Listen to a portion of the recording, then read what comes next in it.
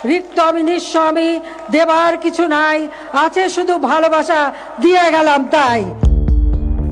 তবে এবার খোঁজ মিলেছে পলাতক স্বৈরাচারী সাবেক প্রধানমন্ত্রী শেখ হাসিনার 832 ভরি স্বর্ণালংকারের।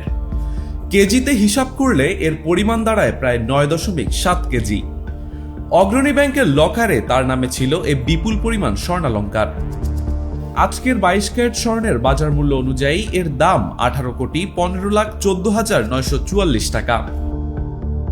মঙ্গলবার রাতে ম্যাজিস্ট্রেটের উপস্থিতিতে জাতীয় রাজস্ব বোর্ডের কেন্দ্রীয় গোয়েন্দা সেল এবং দুর্নীতি দমন কমিশনের যৌথ টিম দিলকুশায় অবস্থিত অগ্রণী ব্যাংকের প্রধান শাখার 751 ও 753 নম্বর লকার ভাঙে।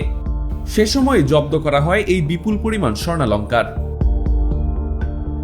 এটি প্রথমবারের মতো শেখ হাসিনার নামে থাকা কোনো ব্যাংকের লকার খোলার ঘটনা। এর আগে 17 সেপ্টেম্বর অগ্রণী ব্যাংকের প্রধান শাখায় শেখ হাসিনার নামে থাকা ওই দুটি লকার জব্দ করে সিআইসি।